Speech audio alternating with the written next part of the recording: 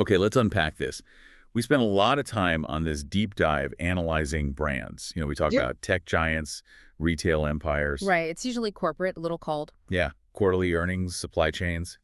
But today, we are looking at a brand that has a heartbeat, a brand that, gets married, has children, goes on vacation. Ice soccer. Exactly. We were talking about brand Beckham. For what, 30 years? David and Victoria Beckham haven't just been a couple. They've been this seemingly impenetrable fortress of PR. They really are the definition of a power couple. In the UK, they're practically the second royal family. So polished, so private, and incredibly profitable. Which is why the events of late January 2026 are just so shocking. This isn't a crack in the facade. The whole building came down. Oh, yeah. We are talking about the nuclear feud between the eldest son, Brooklyn, and his parents. And this isn't, anonymous sources whispering to tabloids. No, this is Brooklyn posting a 6-page manifesto on his own Instagram. A literal hit piece, blasting his parents to millions of followers. I really want to dive into the psychology of this because the sources we have are fascinating. They paint a picture that goes way beyond celebrity gossip. It's a case study, really, on family dynamics, on what happens when a child is treated as a business asset. And the explosive results when that asset decides to quit the firm. It raises that fundamental question, commodification of children. What happens when your entire identity is just tied to your parents' marketing strategy? Eventually, you might just try to burn that strategy to the ground. Just to see if you exist outside of it. So let's look past the headlines. We need to reconstruct the timeline, look at the, frankly, bizarre accusations. The wedding dance. Oh, the wedding dance. I am still trying to visualize that. And we need to understand why this is happening right now. Let's start with the trigger event. The moment everyone realized this wasn't just a rumor anymore. David Beckham's 50th birthday. A massive milestone. If you're David Beckham, you don't just, have a cake and a few beers. No, you have a global event. The sources describe this star-studded bash. Gordon Ramsay is there, Eva Longoria, the absolute A-list. Cameras rolling, champagne flowing. But there is a glaring hole in the family photo. Brooklyn is missing. He didn't just skip the party, he skipped the entire continent. And instead of posting a nice generic happy 50th dad photo, which is like the bare minimum PR move. Even if you hate each other. Right. He chose violence. He dropped that Instagram statement. And the language he used, if you read the text of that post, it's just striking. He explicitly wrote, "I do not want to reconcile." That is a door slamming shut. Yeah. It felt so final. He said, "I have been silent for years. Unfortunately, my parents and their team have continued to go to the press." That stood out to me, too. He's not just accusing them of being bad parents. He's accusing them of running a smear campaign. He's treating them like a rival media conglomerate, basically saying, you are leaking stories about my wife, Nicola, to protect your own image. Right, to protect the brand over the son's marriage. And there's that narrative floating around for a while, wasn't there? That Nicola was the villain. The Yoko Ono of the Beckham family, controlling Brooklyn, pulling him away. And in this post, Brooklyn is trying to just kill that narrative. He says he's finally standing up for himself. But this is where the deep dive gets interesting. When you look at the structure of his rebellion, does it feel spontaneous to you? Well, it was 6 pages long. Yeah. Most people don't write 6 pages on Instagram at 2 in the morning unless they're really spiraling. Exactly. But looking at the phrasing, some crisis management experts in our sources suggest this wasn't an emotional outburst, it was strategy. You think it was drafted? Oh, likely drafted, redrafted, polished by his own team. That is so ironic. He's using a PR team to complain about his parents' PR team. It's the only language he knows. He's fighting fire with fire. But within that statement, there were some raw, visceral accusations. And we have to talk about the dance. The inappropriate dance. I read this 3 times to make sure I wasn't hallucinating. It's a detail that really, really sticks. Brooklyn claims that at his own wedding to Nicola, his mother, Victoria Beckham, hijacked the first dance. Paint the picture for us. Because the first dance is supposed to be sacred, right? It's the moment for the bride and groom. So Mark Anthony, the singer, is on stage.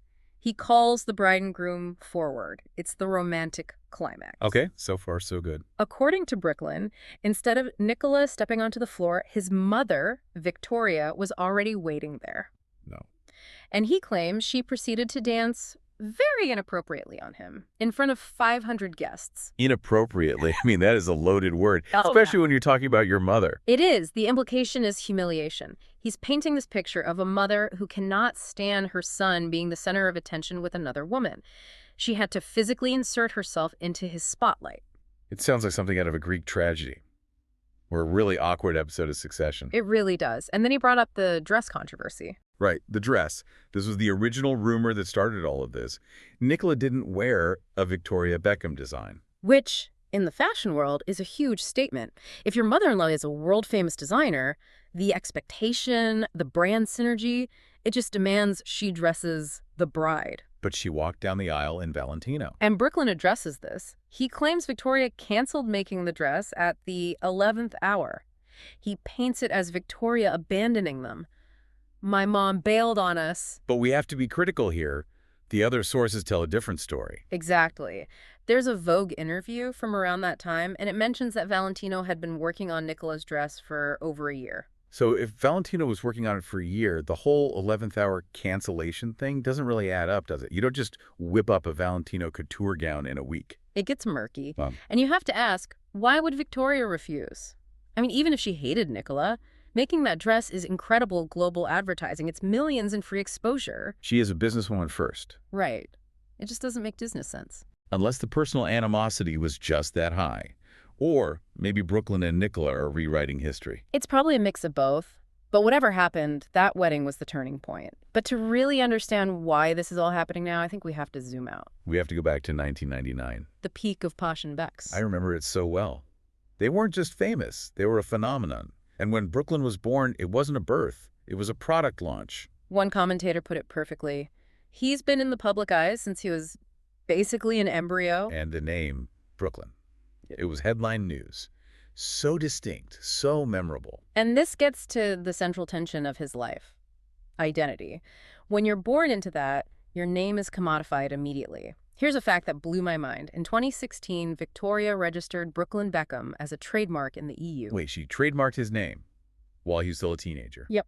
Covering everything from skincare to sucker balls. Wow, it sits uncomfortably with me. Well, from a business perspective, it's sensible, it safeguards the name, but try to look at that through the eyes of a 17-year-old boy. It just signals, we see you as our son, but we also see you as intellectual property. Exactly. I love you, son. Also, can you sign this licensing agreement? It creates a dynamic where your very existence is tied to your parents' financial success. To be fair, though, the sources do say they tried to keep the kids grounded. They did. There are those stories of Brooklyn working a minimum wage job in a coffee shop. Right, and writing thank you notes. So you have this friction. On one hand, work hard, be polite, be normal. On the other, you are a walking trademark, and our global empire depends on your image. That friction works just fine, as long as the child stays in the bubble. But what happens when that child meets someone who offers them a different narrative? Someone who says, hey, you don't have to be their prop. Enter Nicola Peltz. The catalyst. Now, Nicola isn't some starry-eyed fan. She's the daughter of Nelson Peltz, a billionaire investor. That's a key distinction. She grew up with arguably more wealth than the Beckhams. Significantly more. The Beckhams are rich. The Peltz family is by the bank rich. So Brooklyn wasn't marrying up or down. He was marrying sideways into a different kind of power. And they met at Coachella. Then reconnected at a Leonardo DiCaprio party. Of course. Engaged within 6 months. And initially, Victoria was thrilled. Absolutely. The sources say they were besties at the start, sharing clothes, everything. The Beckhams wanted Brooklyn to date someone of their stature. A billionaire's daughter fits the bill perfectly. It's a merger as much as a marriage. But then the wedding happens. And after the dress and the dance, the vibes were just off immediately. The disintegration was rapid. I remember seeing photos from David's documentary premiere. Nicola just looked bored. Checking her watch board, you could see the physical division. She was signaling, I am not part of this brand. And then the vow renewal. That felt like a very deliberate message. That was the line in the sand. They renewed their vows, but they did not invite David or Victoria. Renewing vows so quickly and excluding the parents. It was symbolic. The sources say it was them taking their power back. They felt the original wedding was hijacked. This was their do-over. A wedding without the brand. And then came the digital warfare.